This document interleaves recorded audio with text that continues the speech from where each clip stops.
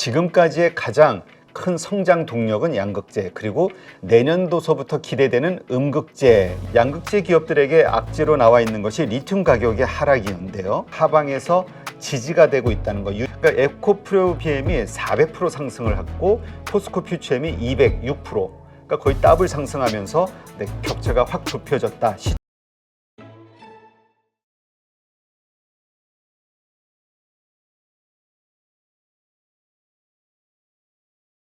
네, 오늘은 그동안 이제 저희 출연자들이 긍정적으로 봤던 양극재 관련해서 에코프로비엠, 그 다음에 포스코 퓨처엠 이 두 종목에 대한 분석을 다시 한번 해보도록 하겠습니다. 그동안 나와 있었던 여러 가지 이슈들, 그리고 호재와 악재 다시 한번 정리하는 시간을 통해서 이 두 종목에 대한 혹은 양극재 섹터에 대한 투자의 아이디어 어떻게 가져갈 것인가 참고하시는데 도움이 되었으면 좋겠습니다. 주말 사이에 아주 중요한 뉴스가 나왔죠. 미국에서 IRA법 세부 규정, 그 가운데서도 외국 우려 기업 FEOC 여기에 대한 규정이 나오면서 우리 관련된 기업들에 상당히 큰 영향을 줄 수밖에 없는 상황이 됐는데요. 자, 크게 두 가지로 봐야 될 것 같습니다. 먼저 일단 미국에서 북미에서 최종 조립된 전기차의 최대 7,500달러의 세액공제 혜택, 이것이 이제 IRA법에 대한 우리 수혜라고 볼 수 있는 건데, 지금 이 FEOC 해외 우려 기간 이 지정 기준을 좀 세부적으로 이번에 정한 거죠. 그래서 여기에 이러한 것들이 해당이 됐을 경우에는 이러한 불이익을 받는다, 아니면 이런 조건을 받는다, 이러한 내용인데, 일단 이 전기차 보조금을 제대로 받기 위해서 배터리 부품은 2024년부터, 그리고 배터리에 들어가는 핵심 광물은 2025년부터 FEOC에서 조달하면 안 된다. 해외 우려기관에서, 이 얘기입니다. 그러면서 해외 우려국, 즉 중국 정부가 이사회 의석 의결권 지분의 25% 이상을 직간접적으로 가진 경우에도 FEOC로 여긴다. 해외 우려기관으로 여긴다. 이 얘기입니다. 그래서 광물은 2025년부터 중국에 관련된 것을 하면 안 되고 24년부터는 해외 우려국 지분 25%이 규정을 지켜야지만 이 IRA에 대한 수혜, 세금 혜택을 받을 수 있다. 이렇게 이제 정리가 되면 되겠죠. 근데 이거 좀 애매한 것이, 그래서 지금 정부에서도 민간 기업과, 그러니까 중국 정부, 해외 우려국 정부와 무관한 민간 기업과 국내 기업이 합작할 경우 지분율 25%를 넘어도 전기차 보조금을 받을 수 있는지 이 미국에다 물어봐야 되겠다, 지금 검토하겠다, 이런 얘기가 나왔고요. 일단 이 미국 정부는 일단 초안을 발표했죠. 그리고 초안 관련 정의와 관련해서는 12월 4일로부터 30일 동안, 그리고 이행 방식에 대해서는 45일 동안 의견 수렴을 할 예정이다, 이렇게 이야기를 했기 때문에 이 관련해서 이제 우리 쪽에서도 이제 이 좀 애매모호한 부분들이 있기 때문에 이거에 대한 질의응답을 통해서 좀 더 명확하게, 그래서 우리가 어떤 식으로 수정을 해야 되는가, 이런 준비를 해야 되는 과정이 아직 남았다, 이렇게 보시면 될 것 같고요.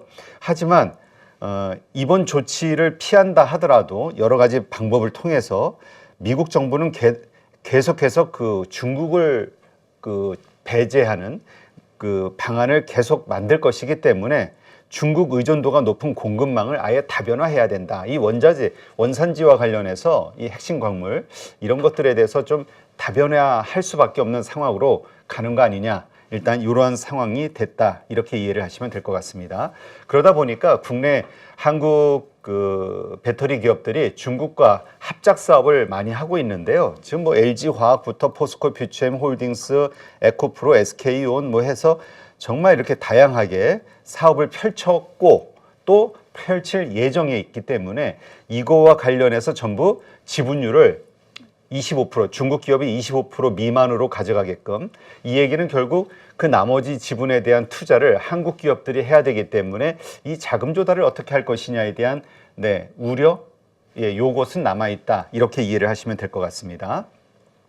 자, 이런 가운데서 포스코 퓨처엠의 최근 주가 흐름을 보죠. 일단 11월 7일 날 34만 8,500원이었던 주가가 12월 1일 지난주 31만 9,500원이 됐습니다. 이거는 이제 공매도 금지 이후에 튀었던 주가들, 요것이 이렇게 기간 조정을 통해서 제자리에 왔다 이렇게 좀 보시면 될 것 같고요. 그래도 크게 하락폭이 크진 않다 이렇게 보시면 됩니다.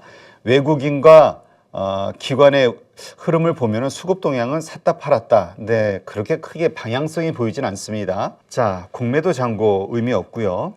포스코 퓨처엠의 30분 봉을 보시면은 네, 일단 5일선과 11선이 21선을 데드크로스 낸 상태라고 보시면 될 것 같습니다. 그러면서 요 61선에 대한 지지 이것이 좀 나왔는데 오늘 이러한 뉴스들을 바탕으로 오늘의 흐름 그래서 과연 이걸 강하게 뚫을 것이냐 요거는 좀 지켜봐야 될 것 같습니다. 일봉상으로도 마찬가지지요. 일단 조정받고 현재 상승 추세의 흐름이 이평선들의 정배열이 만들어지면서 일어나고 있다는 거. 지난주 금요일 날 밑꼬리단 네, 음봉이긴 하지만 밑꼬리를 달았기 때문에 5일선에 딱 걸치면서 네. 그래서 일단은 좀 더 기대를 해볼 수 있는 상황이라고 보시면 될 것 같습니다. 추세는 아직 살아있다. 주봉상으로 보시더라도 정말 여기에서 물리신 분들은 괴롭겠죠. 69만 원 고점 찍고 네, 지금 31만 4천 원까지 내려온 상태에서 어쨌든 반등하는 모습 나오고 있다는 거 이해하시면 될 것 같습니다. 자, 그러면 매출액을 좀 보겠습니다. 2021년도 1조 9,895억 그리고 영업이익이 1,217억 그리고 2022년도 3조 3천억의 매출액과 1,659억의 영업이익이 발생이 됐고요. 올해는 4조 9,584억 매출은 아주 급증을 하고 있다는 거 보실 수 있겠죠. 그리고 영업이익은 1,486억 이건 아무래도 리튬, 니켈 관련한 원자재 가격의 하락으로 인한 수출 단가의 하락 뭐 여러 가지 요소들이 있겠습니다. 공급 단가의 하락. 자, 일단 이 4조 9천억이라는 매출액이 달성이 가능하겠느냐. 현재 1분기, 2분기, 3분기까지의 매출액 보면은 1조 1천억, 1조 2천억, 그래서 충분히 4분기에 1조 3,800억 정도 할 수 있지 않을까? 네, 충분히 가능성 있는 수치라고 보실 수 있을 것 같습니다. 영업이익도 한 400억 정도 발생이 돼야 되고요. 자, 포스코 퓨처엠은 어디에서 매출이 오르는가? 사업부로 좀 보겠습니다. 네, 매출액을 보면은 양극재에서 2022년도에 1조 7,340억의 매출이 올랐고 음극재에서 2,160억, 그 다음에 내화물 제조 5,370억, 라임 케미칼에서 7,600억. 네, 이렇게 매출이 올랐고요. 2023년도 보시면 물론 아직 남아 있습니다만 아까 말씀드렸지만 거의 달성 가능한 매출액은 그러한 수치 3분기까지 매출이 올랐다는 거 감안했을 때 2023년도에는 양극재가 3조 3천억으로 증가하고요. 매출이. 네, 음극재는 2,330억 큰 움직임은 없죠. 네, 나머지 분야도 5,480억, 7,660억. 네, 비슷한 작년과 비슷한 매출액의 흐름이 나온다. 그러니까 포스코 퓨처엠은 성장 동력이 양극재다라는 걸 확연하게 이해하실 수 있을 겁니다. 2024년도 예상 매출액을 한번 보죠. 역시 양극재에서 5조 3,540억, 네, 음극재에서 5,440억. 음극재가 내년도서부터는 2배 증가하는 걸로 보실 수 있습니다.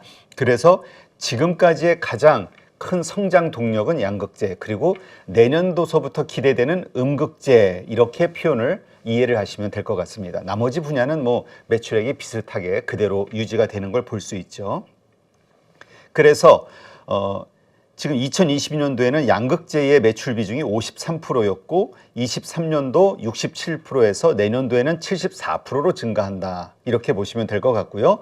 이 증가하는 가운데에서 음극재는 올해 5% 매출 비중이 내년도에 7%로 증가한다. 이렇게 이해를 하시면 될 것 같습니다. 자, 그러면 포스코 퓨처엠 목표 주가를 산출한 증권사들, 네, 이게 10월 25일 기준입니다. 어떻게 목표 주가를 산출했는가 보니까 일단 대신증권과 IBK투자증권 두 군데에서의 그 목표 주가 비슷합니다. 40만 원, 40만 원. 근데 이 목표 주가 산출 기준이 약간 좀 다른데요. 포스코 퓨처엠은 2025년, 즉 2년 후의 매출액을 에비타를 기준으로 이 목표 주가를 산출했습니다. 2025년 예상치입니다. 추정치.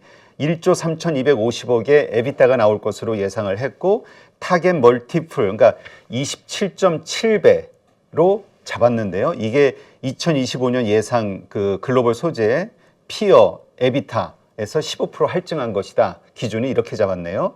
그러다 보니까 적정 가치가 36조 6,980억이 나왔고요. 순차입금 5,966억. 2025년도 역시 그 추정 그 순차입금이죠. 요거를 제외하니까 적정 시가총액이 30조 7,300억이 나온다. 이렇게 이제 본 겁니다. 그래서 7,700만 주로 나누니까 적정 주가가 39만 6,700원, 즉 목표 주가를 40만 원으로 잡았다. 요렇게 목표 주가를 잡은 걸로 이해를 하시면 되고요. 자, 그 다음에 대신증권은 어떻게 40만 원 목표 주가가 나왔냐 보니까 여기도 역시 2025년 예상 EPS를 6조 8,270억으로 잡았고요.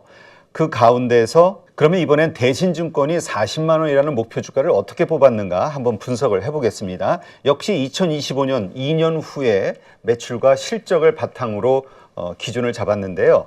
EPS 6,827원이 나올 것으로 예상을 했습니다. 그리고 2025년, 27년도에 그리고 타겟 PER을 59.2배로 잡았는데요. 이것은 2025년도부터 27년도에 EPS를 적용하고 PEG 1배를 기준으로 한 거. 네, 이 PEG라는 것은 그 성장주의 대가죠. 피터 린치가 만든 계산 방법으로 아주 유명한 건데 주가 수익 비율 PER을 기업의 성장률로 나눈 것을 말합니다.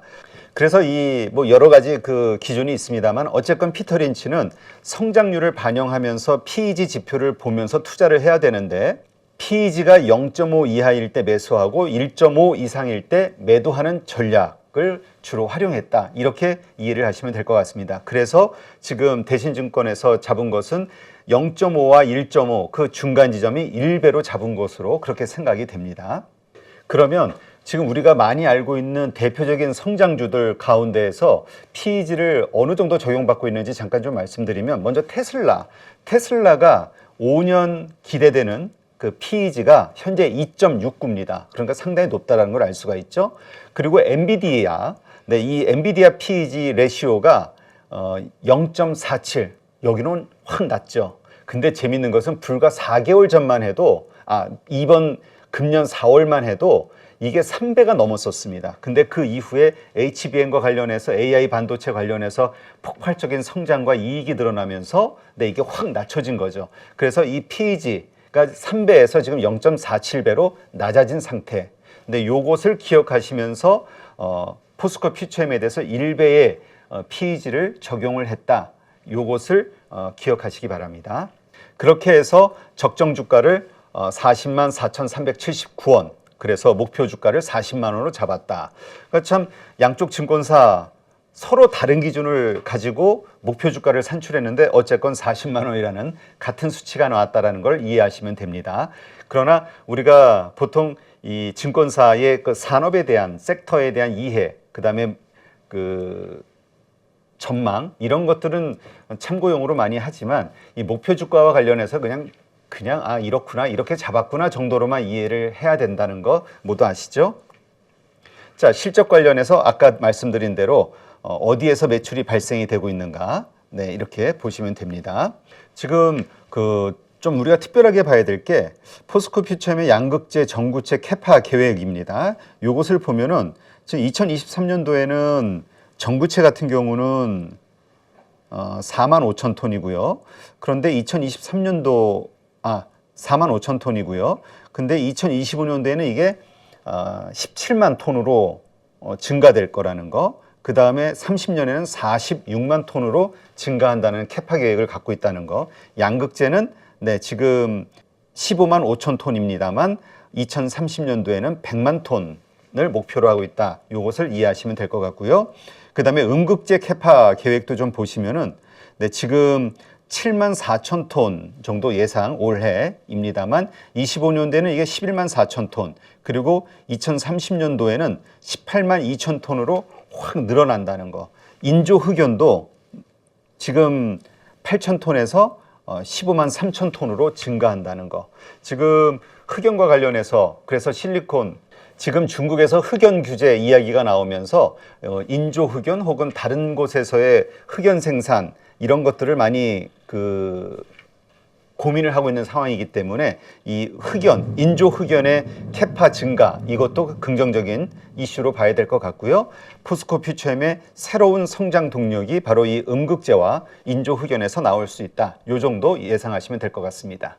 자, 그리고 전기차 배터리와 관련된 그 타입별 원가 비중도 한번 보겠습니다. 일단 보니까요. 원통형 배터리의 그 양극재 사용이 45%, 파우치가 42%, 각형이 42%, 평균 한 43%의 양극재가 사용이 된다. 이렇게 나오는데 가장 중요한 지점이 여긴 것 같습니다. 일단 그 이익 부분이 거의 그 원통형 배터리 같은 경우는 그 10% 가까이 나온다는 거. 다른 부분들은 좀 적습니다만. 그래서 원통형 배터리에 대한 수요, 이런 매출이 비중이 높을수록 이익이 상당히 높아지겠구나. 요것을 이해할 수 있습니다. 네, 지금 이 리스트는 향후 포스코 퓨처엠의 그 추가 수주가 예상되는 고객사 리스트 현황인데 보시면은 다 전부 2024년, 25년 뭐 착공 예정 혹은 가동 예정, 양산 예정 이런 것들이기 때문에 계속해서 추가적인 어떤 수주가 발생할 수 있는 가능성이 크다라는 그런 것을 보여주고 있습니다. 삼성 SDI 스텔란티스 공장 인디애나 지역 뭐 이쪽에서는 에코프로비엔과 포스코 퓨처엠이 지금 공급을 하고 있다. 이렇게 보시면 될 것 같고요. 네, 그다음에 포스코 퓨처엠의 PER과 PBR로 봤을 때의 주가 위치가 흐름이 어디 정도인가 한번 보시면 이렇게 최고점 찍고 요 정도 위치 올라와 있다라는 거. PER과 관련해선 PBR과 관련해서도요. 요 정도 위치에 있다는 거 보시면서 이 주가가 계속해서 우상향으로 갈 것이냐 아니면 횡보를 할 것이냐 요 수치들을 한번 잘 기억을 하셔야 될 것 같습니다. 네, 그다음 기업 실적 관련해서 누적 수주 한번 정리해 보면은 2022년 5월 뭐 8조 계약이 체결됐다. GM향 쭉쭉쭉 나오다가 2023년도 6월 달에 GM향으로 9년간 13조 2천억에 대한 그 NCMA 계약이 체결됐다는 수주 공시가 나왔습니다. 그리고 음극재 관련해서는 2022년 10월 역시 GM향 6년간 9,400억의 그 매출이 발생이 됐다.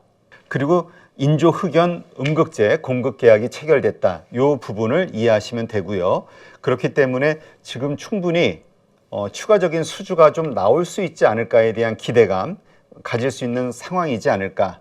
이렇게 이해가 됩니다. 자, KB증권의 11월 28일 목표 주가 한번 보시죠. 네, 목표 주가 여기도 40만 원이네요. 어떻게 다 증권사들의 목표 주가가 다 똑같이 자로 잰 듯이 40만 원이라는 게 참 재밌는데 일단 3분기 실적이 컨센서스보다는 좀 낮았다. 양극재 ASP는 선방했지만 수익성이 악화됐다라는 거. 이런 것 때문에 일단 지금은 좋지는 않지만 그래도 내년에 상대적으로 양호한 수익성 방어가 긍정적인 요소로 보인다. 이렇게 좀 이야기를 했습니다. 신규 고객향의 물량 증가. 근데 기존의 국내 고객향 물량이 줄어서 전체 판매량은 감소될 것으로 봤네요. 그러나 그럼에도 바인딩 계약의 비중이 높기 때문에 추가적으로 줄거나 할 가능성은 좀 제한적이다. 이렇게 이해를 그렇게 분석을 했습니다. 미래에셋증권 역시 11월 17일 날 나온 리포트로는 중장기 프리미엄은 유효하다. 목표 주가 38만 원으로 하향 조정을 하면서 의미 있는 영업이익의 개선은 2024년 하반기가 될 것이다. 이렇게 분석을 했습니다. 자, 그러면 포스코 퓨처엠 관련 이슈 한번 체크해 보겠습니다. 네, 11월 22일 날 미국 IRA법에 대응해서 흑연 원료 내재화 계획을 세웠다. 요것이 긍정적인 포스코 퓨처엠의 그 기관들이 참 그 에코프로비엠에 비해서 포스코 퓨처엠을 탑픽으로 잡고 있는 이유 중에 하나가 아닐까 생각이 됩니다. 음극재와 관련해서 탈중국 속도가 커지고 있다. 자, 일단 프리미엄 전기차용 배터리 소재부터 중저가용 제품까지 양극재 포트폴리오를 다각화하는 움직임이 있다는 얘기죠. 결국 LFP 양극재 상용화를 추진하고 있다는 거. 고성능 전기차용 단결정 양극재를 국내 최초로 양산한 데 이어 나온 이 추진 계획, 이러한 것들이 또 긍정적으로 볼 수 있다, 이 얘기고요. 그다음 꿈의 배터리로 불리는 전고체 전지 구현을 위해서 지금 양극재를 배터리사와 공동 개발하고 있는데, 전해질이 고체 상태이기 때문에 양극재의 표면 처리 기술이 굉장히 중요하다. 그래서 고객사의 양산 시점에 맞춰서 지금 연구가 진행 중에 있다, 이렇게 회사 관계자가 밝혔죠. 이러한 것도 하나의 특징으로 보시면 되고요. 그리고 국내 유일의 음극재 제조사입니다, 포스코 퓨처엠은. 그래서 음극재 공급망과 전 제품 생산 체제를 구축해서 시장을 주도하겠다. 천연 흑연 같은 경우는 중국 의존도가 높기 때문에 IRA법에 대응해서 흑연 원료를 내재화할 것이다. 그러면서 인조 흑연 같은 경우 친환경 저원가를 기반으로 신공정 방식을 계속 개발 중에 있다. 아까도 매출 기준 보셨으면 아시겠지만은 2030년도까지 지속적으로 성장하는 게 이 음극재 부분과 그다음에 이 흑연, 인조 흑연 분야였다는 거 기억하시죠? 네, 바로 이 부분이죠. 2030년도까지 음극재 캐파가 이렇게 증가된다는 거, 지금에 비해서. 그 다음에 인조 흑연도 이만큼 증가가 된다는 거. 지금 8,000톤에서 15만 3천 톤. 네, 바로 이것이 포스코 퓨처엠에 대해서 기관들이 긍정적으로 보고 있는 요소가 아닌가, 이렇게 생각이 됩니다. 자, 그 다음 가장 크게 이제 주말 사이에 불거진 이슈. 결국 중국의 지분이 25% 넘으면, 물론 이 구체적으로 해외 우려 기관이 범위가 어디까지냐, 이것도 뭐 해석 여지가 아직은 있습니다만, 어쨌건 중국 지분의 25% 넘으면 IRA 보조금 없다, 이렇게 우리가 생각하고 대책을 세워야 되겠죠. 이렇게 했을 때 지금 예정인 것이 1조 2천억 규모로 화유 코발트하고 경북 포항에 전구체 니켈 공장 설립 예정에 있는데, 이것도 일단 우리 포스코 퓨처엠이 75%의 지분을 가져가야 되는 상황이 되는 거고요. 그 다음에 CNGR과 20대 80 전구체 공장이 포항에 유지가 되고 있는데, 이 80%의 CNGR 지분 가운데 우리가 지금 얼마를 가져와야 되죠? 55%를 더 추가적으로 가져와야 된다는 얘기입니다. 네, 그래서 CNGR과 지금 이 지분 조정을 해야지만 이 IRA법에 적용을 받고 보조금을 받을 수 있기 때문에, 이것도 포스코 퓨처엠의 지금 당장 발등에 불 떨어진 과제라고 봐야 되겠죠. CNGR 과연 지분을 55%를 내놓을 것이냐, 그리고 그 인수 금액이 어떻게 될 것이냐, 그거에 대한 자금 마련을 포스코 퓨처엠은 어떻게 할 것이냐, 이러한 것들이 앞으로 우리가 집중적으로 고민해 봐야 되는, 지켜봐야 되는 지점이다, 이렇게 보시면 될 것 같습니다. 자, 그 다음 양극재 관련해서 포스코 퓨처엠과 가장 큰 양대 산맥이라고 볼 수 있죠. 에코프로비엠, 가장 선도적인 기업이라고 보시면 되는데, 지금 에코프로비엠과 관련해서는 상당히 좋은 뉴스가 나왔습니다. 삼성 SDI의 44조 가까운 5년간 공급 계약, 수주 계약이 체결이 됐죠. 그러면서 오늘 시장도 지금 이걸 촬영하는 오전 10시 반 이쯤에는 한 15% 정도 상승하고 있습니다. 급등하고 있는데, 일단 그 전에 11월 28일 지난주 목요일서부터 상승이 시작이 됐죠. 그래서 이미 한 4일 정도 걸쳐서 한 16%, 17% 정도가 상승이 돼 있는 상태. 그래서 이것도 누가 미리 선 정보를 안 거 아니냐, 이런 얘기도 있긴 합니다. 어쨌건 지금 개인들은 그 사이에 매도를 했고, 외국인은 샀다 팔았다, 기관은 조금 매수를 하고 있고요. 그리고 지난주 금요일 날 매도가 좀 나왔습니다. 일단 뚜렷한 방향성은 없다라고 보는 게 맞겠죠. 공매도 잔고 추이도 지금 시점에서는 의미가 없고, 30분 봉상으로는 지난주 금요일까지 차트인데 확 튀어오르는, 오늘 더 상승 급등했기 때문에 더 뛰어나죠. 그리고 일봉상으로도 이 저항선, 이 121선 저항선을 강하게 오늘 뚫는 모습이 나왔기 때문에 그 이평선들이 정배열이 만들어져 가는 과정 중에 저항선을 강하게 돌파했다. 이렇게 보시면 될 것 같습니다. 역시 최저가 18만 7천 원 찍고 단기 급등 후에 조정 후에 다시 상승으로의 추세 전환, 이렇게 이해를 하시면 될 것 같고요. 주봉상으로 보시면 더 이해가 쉬울 것 같아요. 이 고점, 네, 2차 전지주들, 네, 이 고점에서 물리신 분들이 좀 있다면 정말 마음이 괴로우시겠죠. 어쨌건 지금 많이 빠진 상태에서 다시 반등이 시작이 되고 있다. 이렇게 이해를 하시면 될 것 같습니다.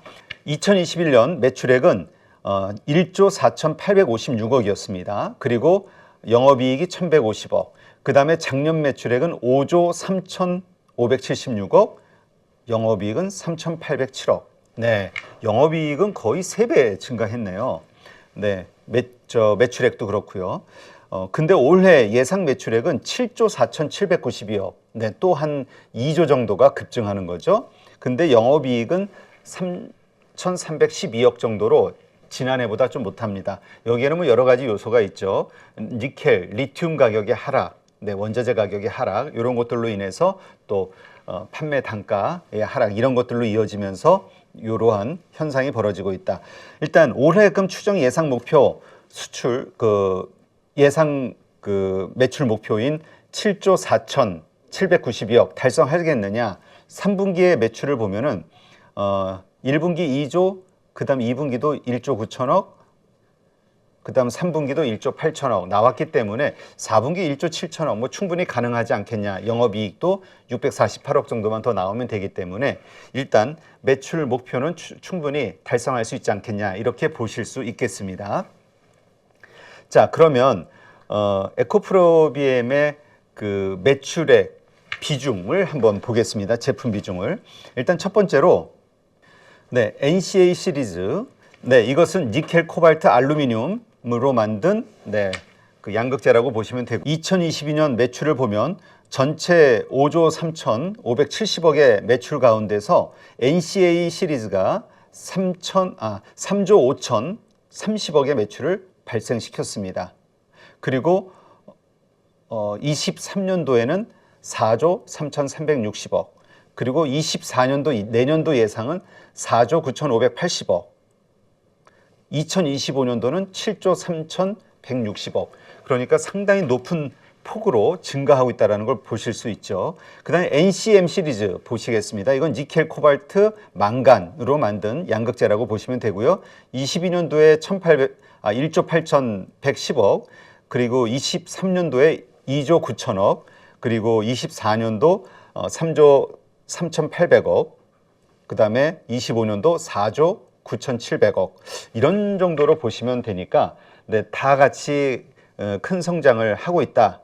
NCA나 NCM 이렇게 보실 수 있습니다. 네, 그런데 이 매출 원가를 보면은 그 매출 원가와 판매비, 판관비 이런 것들을 빼고 나서의 그 영업이익을 보시면 2022년도에는 381억, 이게 한 7% 정도 되는 거고요. 23년도는 299억, 이게 한 4%의 영업마진. 그 다음에 내년도에도 역시 한 4% 정도의 영업마진을 얻을 것으로 기대가 되고 있고 25년도에는 6%로 증가될 것으로 기대가 되고 있죠. 네, 그래서 보시면 이 영업이익이 7,150억 오르는 25년도 매출이 증가할수록 이 영업이익률 그리고 순이익률 이런 것들이 증가한다는 걸 보실 수가 있습니다. 그래서 매출이 이 캐파가 커질수록 이익단이 커진다라는 거. 그렇기 때문에 지금은 뭐 마진율이 4% 정도밖에 되지 않지만 매출이 증가하면서 이것은 좀 상향 조정이 될 수 있다. 이런 기대도 해볼 수 있다. 이렇게 보면 될 것 같고요. 자, 그러면 이 에코프로 비행과 관련해서 그 증권사에서는 목표 주가를 어떻게 잡았는가 한번 또 보겠습니다. 일단 하이투자증권에서 잡은 목표입니다. 목표 주가. 일단 27만 원으로 목표 주가를 설정을 했습니다. 그러면 그 목표 주가를 어떻게 뽑아냈느냐 기준을 한번 좀 보죠. 네, 하이투자증권에서는 목표 주가를 27만 원으로 잡았습니다. 그런데 어떤 기준으로 이 목표 주가가 산출이 됐는가 기준을 좀 보니까 2026년 EPS를 7,372원 정도로 예상을 했고요. 그리고 타겟 PER을 25.7배로 봤는데 일단 26년도에서 28년도 전 세계 북미 전기차 배터리 그 예상 수요 연평균 성장률 평균을 잡아서 이렇게 산출을 했다고 합니다. 그렇게 해서 적정 주가가 18만 9,621원이 나왔는데 그럼 목표 주가 27만 원은 어떻게 나온 거냐? 26년 기준으로 PER 36.6배를 잡았다는 거죠. PBR 9.7배. 네, 이렇게 잡았을 때 27만 원이라는 목표 주가가 나왔다. 그러니까 27만 원이라는 목표 주가는 26년도 기준으로 36.6배의 PER이다. 이렇게 좀 이해를 하시면 될 것 같습니다. 물론 앞으로의 그 여러 가지 매출이라든가 여러 가지 경영 환경에 따라서 매출 규모, 그다음에 이익 규모가 달라질 수 있기 때문에 이 전제가 달라진다고 하면은 또 달라질 수 있겠죠. 그러한 가운데서 일단 목표 주가를 이렇게 잡았다 이해를 하시면 되고요. 그다음 이베스트 투자증권에서는 목표 주가를 이렇게 잡았습니다. 33만 원. 그러면 여기는 어떻게 33만 원을 잡았는가 보니까 실적 가시성 고려 2026년 예상 EPS 7,270원. 이거는 하이투자증권하고 좀 비슷하네요. 그리고 나서 타겟 PER을 45배로 잡았습니다. 24년도, 25년 피어 평균 멀티플 해가지고 45배로 잡아서 그냥 33만 원의 목표 주가를 이렇게 잡았다. 이렇게 보시면 될 것 같습니다. 조금 더 단순하긴 합니다. 근데 항상 우리가 드리는 말씀이지만 증권사 리포트 그냥 이 목표 주가는 그냥 참고 정도로 봐야 되고 우리가 집중해서 보는 거는 그 산업의 그 섹터의 흐름, 전망 그리고 팩트로 기반된 그 뉴스 정보들 이러한 것들을 보시면 될 것 같습니다. 자, 일단 에코프로비엠의 양극재 생산 캐파 증가율을 한번 좀 보시죠. 2023년도에는 20만 톤의 양극재 생산 캐파가 있습니다만 내년도에는 28만 톤으로 증가되고 25년도 48만 톤, 그 다음에 2027년도에는 71만 톤으로 증가한다라는 거 이렇게 보시면 될 것 같고요. 그 다음에 지금 양극재 기업들에게 악재로 나와 있는 것이 리튬 가격의 하락이었는데요. 지금 어쨌건 하방 경직성을 보여주고 있다는 거, 하방에서 지지가 되고 있다는 거, 유지가 되고 있다는 것이 추가적인 하락에 대한 그 불안감, 이것이 좀 희석이 되지 않느냐. 그래서 지금 정도 수준에서 유지가 된다라고 한다면 조금 긍정적으로 볼 수 있지 않겠냐. 이게 하나의 요소일 것 같습니다. 니켈 가격도 지금 추락하는데 여기는 조금 더 지켜봐야 될 것 같죠. 네. 자, KB증권에서 11월 30일 날 나온 그 리포트는 목표 주가 35만 원을 유지하면서 바이를 부르짖었네요. 일단 그 지금 4분기도 컨센서스 하회가 전망이 될 것이다. 왜냐하면 리튬 가격이 하락하고 있고 그다음에 전방 수요, 지금 미국에서 재고가 좀 늘어나고 있다 이런 뉴스들도 심심치 않게 나오고 있죠. 전기차 재고가. 이러한 것들을 통해서 내년도의 하반기서부터 좀 확 좋아지지 않겠냐. 그러한 기대감으로 어쨌건 가지고 가볼 수 있지 않냐라는 의견을 내놨고요. DB금융투자에서도 11월 21일 날 견조한 NCA 출하량, 네, 이것이 긍정적이고 단지 유럽 수요 둔화가 우려되고 있다. 뭐 이러한 것들. 유안타증권에서도 좀 삼성 SDI랑 NCA 수요는 견조해 보이지만 내년 2, 4분기 리비안 일부 가동 중단 영향이 있을 것이다. 이러면서 조금 부정적인 리포트가 나왔습니다. 근데 바로 이 리포트 나오고 나서 하루 이틀 지나서 나온 뉴스가 바로 삼성 SDI 43조 매출이 나왔죠. 네, 바로 이 부분입니다. 양극재 44조 원어치를 5년간 2028년 12월까지 내년 1월부터 시작해서 이 공시가 나오면서 상황이 급반전됐습니다. 오늘 급등하고 있는 이유도 바로 여기에서 찾을 수가 있고요. 일단 그 내년부터 공급하는 SDI에 공급하는 양극재는 포항 캠퍼스에서 공급을 하고 2025년도부터는 헝가리 공장에서 생산해서 삼성 SDI 헝가리 공장에 공급한다. 이렇게 보시면 되고요.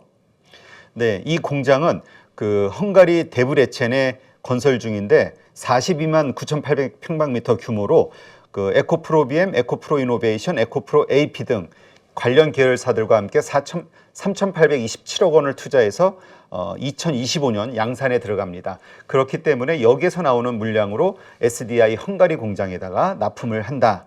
이렇게 이해를 하시면 될 것 같습니다. 25년도부터.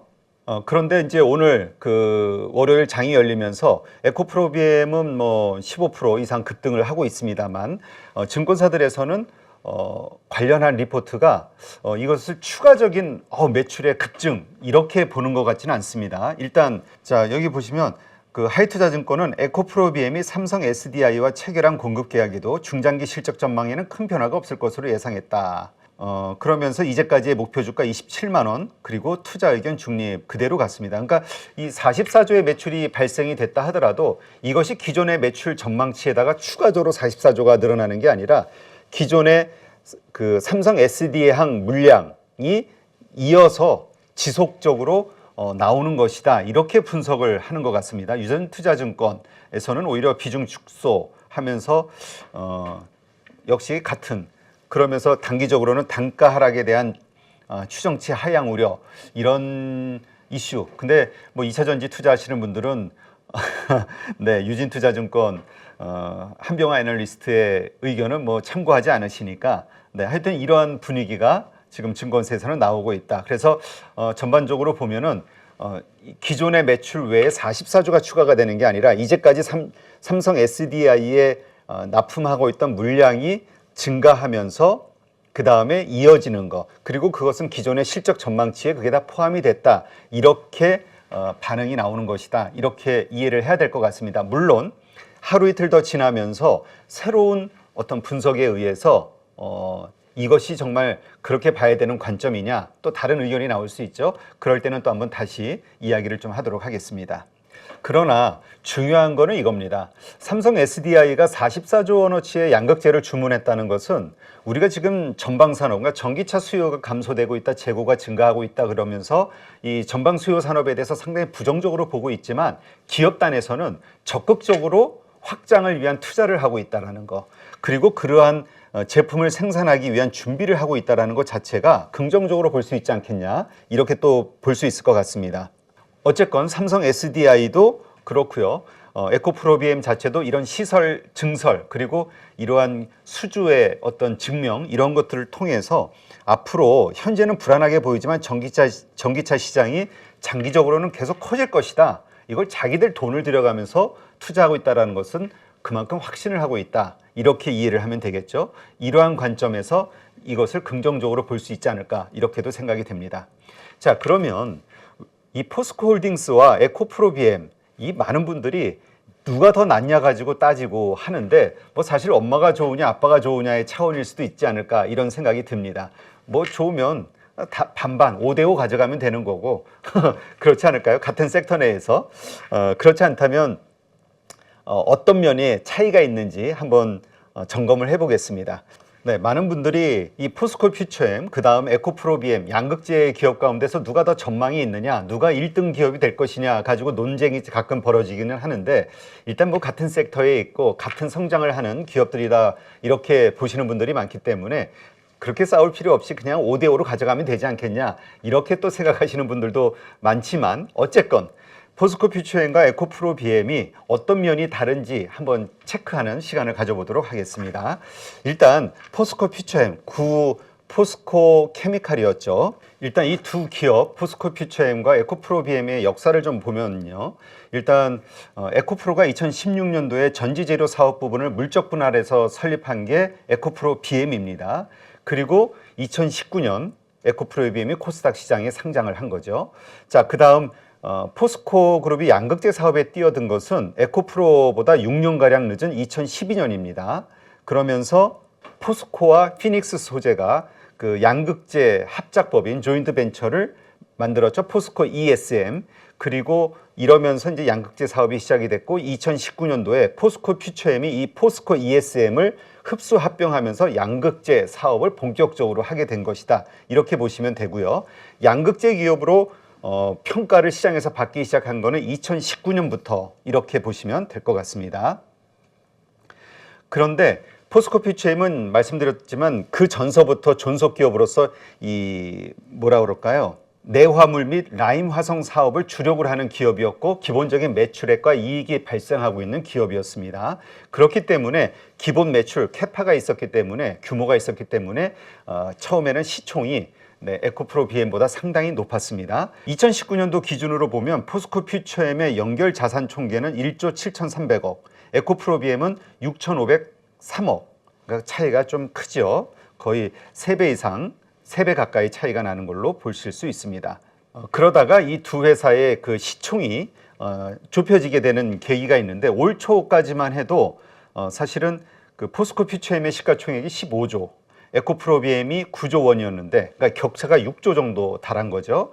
그런데 2차 전지 열풍이 불면서 시가총액이 모두 올랐는데 특히 에코프로 BM이 더 많이 올랐습니다. 그래서 7월 25일 날 46조까지 올라왔고 포스코 퓨처엠은 에코프로 BM은 45조까지 상승하면서 격차가 그러니까 에코프로 BM이 400% 상승을 했고 포스코 퓨처엠이 206%, 그러니까 거의 더블 상승하면서 격차가 확 좁혀졌다. 시총이 이렇게 이해를 하시면 될 것 같습니다. 그러면서 이제 뭔가 이제 비등한 기업으로 서로 평가를 하면서 경쟁 구도가 만들어지기 시작했는데요. 그리고 올해 들어서 이 영업이익들이 좀 줄어드는 현상들이 벌어지고 있는데 이 수익성 악화가 에코프로 BM이 포스코 퓨처엠보다 좀 덜하다. 조금 더 높은 영업이익률을 유지하고 있다. 사실 이 현상은 2021년 2분기부터 시작이 됐는데요. 적게는 2포인트, 많게는 4%까지 벌어졌다고 합니다. 올 3분기의 경우를 보면 포스코 퓨처엠의 영업이익률이 2.9%, 에코프로 BM이 2.5% 이렇게 나왔는데요. 하지만 에너지 소재 사업부만 떼서 살펴보면 2.3%고 에코프로 BM이 2.5%니까 더 낮은 영업이익률이 나오고 있다. 이렇게 보시면 될 것 같습니다. 이 원인은 뭐냐? 일단 그 에코프로 그룹 차원에서 수직 계열화를 아주 강도 높게 시행하고 있기 때문에 영업이익률을 최대한 그 보존하는 그러한 현상으로 인해서 벌어진 일이다. 그런 측면에서 영업이익률이 높은 에코프로 BM에 점수를 더 주는 분들도 있습니다. 자, 그 다음 에비타, 국내 양극재 기업들의 에비타 추이를 한번 보시죠. 이 파란 선이 포스코 퓨처엠입니다. 이런 모습이 흐르고 있고요. 그 다음에 에코프로 BM, 그 다음에 LNF 이렇게 보시면 될 것 같죠. LG화학은 뭐 별 평이하고, 그러니까 지금 뭐 누가 더 좋다 나쁘다를 구분할 건 없는 것 같아요. 결국에는 이익도 그렇고 주가도 그렇고 같이 동행한다라고 봐야 되기 때문에 서로가 잘 돼야 되는 그런 상황이라고 봐야 될 것 같습니다. 자, 그런데 요즘 불거진 게 새로운 이슈가 있죠. 중국산 흑연. 중국산 흑연이 지금 96% 이상 지금 우리가 수입을 해서 쓰고 있는데 이것에 대한 규제 이야기가 자꾸 나오고 있기 때문에 이것에 대한 글로벌 그 공급 다변화, 이거에 대한 이슈가 자꾸 떠오르고 인조 흑연에 대한 대체물에 대한 이슈가 떠오르고 있는 상황입니다. 그리고 흑연이 필요 없는 그 실리콘 음극재에 대한 수요, 이런 것도 지금 다시 부각이 되고 있고요. 이러한 것들을 봤을 때 중국산 흑연을 대체할 수 있는 어떤 솔루션을 누가 더 먼저 그리고 좀 크게 가지고 있느냐가 역시 또 하나의 투자 포인트가 될 것 같고요. 그 다음에 글로벌 음극재 생산 캐파도 보시면 북미가 92%.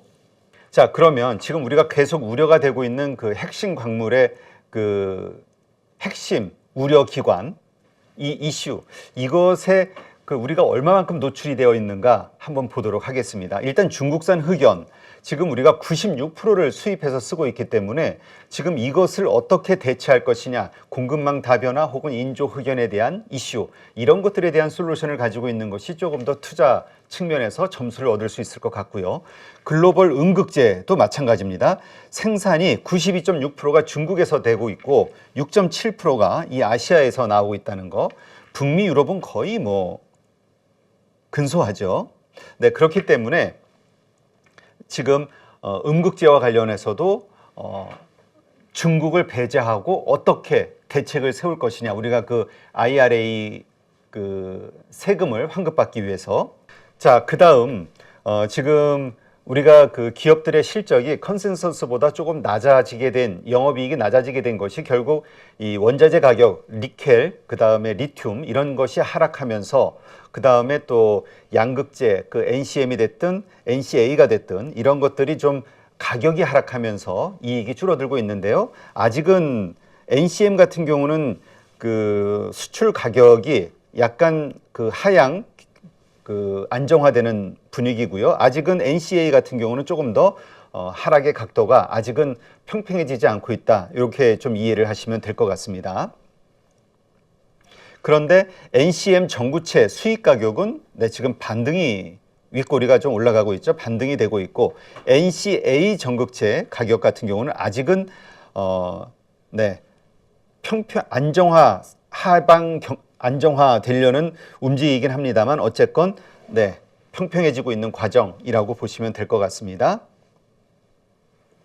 어쨌건 이러한 차원에서 흑연과 관련된 이슈가 불거지고 있는데 바로 또 12월부터 중국에서 흑연 수출 통제에 들어가겠다고 했기 때문에 지금 우리 기업들이 한 4개월 정도치의 그 재고를 갖고 있기 때문에 당장은 큰 문제는 없다. 이렇게 지금 이야기는 하고 있습니다만 어쨌건 중장기적으로 공급망 다변화를 추진할 수밖에 없는 상황이 됐다는 거 이해를 하시면 될 것 같습니다. 그러한 가운데 이 포스코 퓨처엠이 내년부터 철강 공정에서 생기는 부산물을 가공해 만드는 인조 흑연의 본격 양산에 들어간다.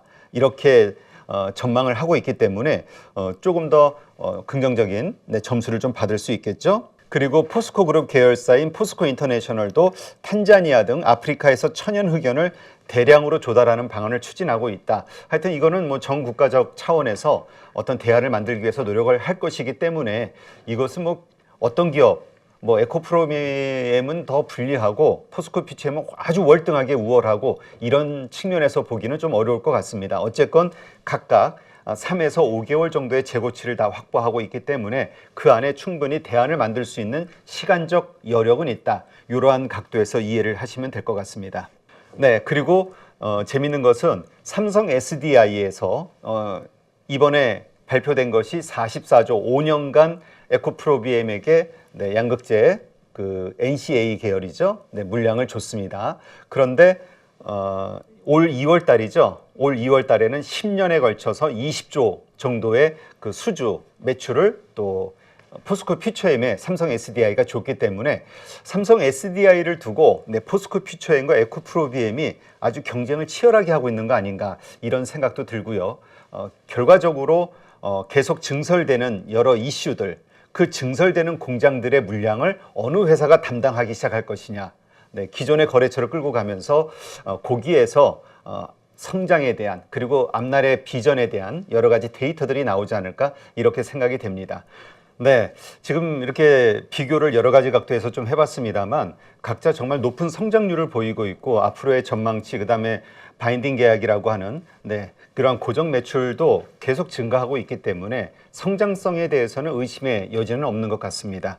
단지 이제 주가와 관련해서는 우리가 다들 그렇겠지만 어떤 스토리 우리가 처한 이 상황에서 어떤 스토리가 먹히느냐 그리고 기대감의 크기가 얼마나 되느냐 이거에 대한 성장 이것을 믿는 사람들의 숫자 결국 여기 그 믿음의 크기 이거에 따라서 주가라는 거는 계속 변동이 되기 때문에 2차 전지주도 마찬가지로 에코프로비엠과 포스코 퓨처엠도 결국 이 주주들 이 두 종목에 대해서 지속적으로 지금처럼 계속 성장한다라는 기대감을 불러일으킬 수 있는 여러 데이터나 아니면은 주변 환경 뭐 그거에는 전방 사업이라고 하는 전기차 갑작스러운 어떤 폭증 뭐 이런 여러 가지 것들이 될 수 있겠죠. 이러한 것들에 따라서 달라지지 않을까. 그러나 이것은 정말 우리가 예상은 하지만 달라질 수 있다는 거 감안을 해야 될 것 같습니다. 2020년도 11월에 나온 뉴스인데요. 요거 하나 좀 보여드릴게요. 에코프로비엠의 김병훈 경영대표가 나온 이야기인데 그 코리아 인베스트먼트 페스티벌에서 양극재 비중 뭐 해가지고 어쨌든 2024년까지 4조 원 이상의 매출을 기록하겠다 이렇게 목표를 했는데 2024년까지요. 근데 지금 23년도에 이미 7조 2천억의 매출을 달성했거든요. 그리고 24년도에는 4조 목표의 2배인 8조 3천억의 예상 매출 목표가 되고 있고요. 이러한 것들을 봐서 이렇게 달라지는 환경에 따라서 이 기업조차도 앞날을 예상하기가 어렵다는 거. 물론 그 수준 24년 양극재 생산량을 18만 톤 수준으로 끌어올릴 계획도 있다 이렇게 얘기했지만 23년도 현재 시점에서는 14만 6천 톤 정도 생산하는, 그러니까 원래 목표보다는 18만 톤보다는 조금 낮은 수치라고 봐야 되겠죠. 그러나 매출액은 예상치보다 거의 2배 이상 올랐다는 거. 이렇게 시장의 변동성이라는 게 항상 존재하기 때문에 우리가 지금 가지고 있는 기대감, 그 다음에 어떤 불안감, 여러 가지 측면이 있지만 이것은 또 시간이 지나가면서 확 달라질 수 있는, 그래서 우리가 주식에 대한 이 실적에 대한 기본 믿음을 가지고 계속 지켜보면서 이 주변 환경의 상황도, 전방 산업, 그 다음에 글로벌 환경, 여러 가지 요소들을 고려하면서 지켜보면서 냉철한 그 투자자의 그 자세를 유지해야 되지 않을까, 이런 생각이 듭니다. 오늘 이렇게 해서 포스코 퓨처인과 에코프로비엠에 대해서 매출서부터 좀 여러 가지 관점으로 좀 다뤄봤는데요. 여러분들은 어느 쪽이 더 앞으로의 성장 가능성이 크다고 생각하시나요? 1, 2등 가지고 앞으로도 치열하게 논쟁이 좀 있을 것 같긴 합니다만, 이것이 결국 저는 두 회사에게 모두 다 자극제가 되고 결국 더 성장하는 건전한 라이벌 관계로서 더 높은 성장의 어떤 동력이 될 수 있지 않을까, 이렇게 기대를 해봅니다. 하여튼 모든 이 두 주식 가지고 있는 주주분들 화이팅 하시고요. 좋은 성과 있으시기를 응원하겠습니다. 고맙습니다. 안녕하세요. 815 모니터 가족 여러분, 임수열입니다.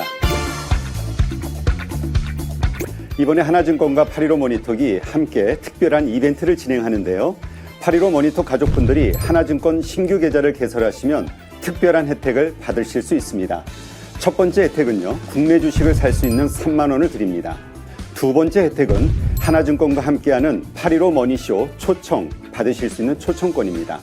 815 머니쇼는 특별한 강사진들에 의해 진행되는 프리미엄 세미나로 매회 500분을 초대해서 진행할 예정입니다. 그 외에도 소수점 주식 혜택을 드릴 거고요. 하나증권 계좌를 처음 만드는 분이라면 누구나 신청 가능하십니다. 이제 혜택 받는 방법 알려드리죠.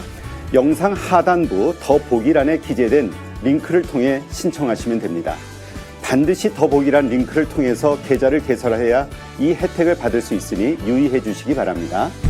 하나증권과 815 모니터기 함께 주식으로 하나 되다. 815 모니터 가족 여러분의 많은 참여 부탁드립니다.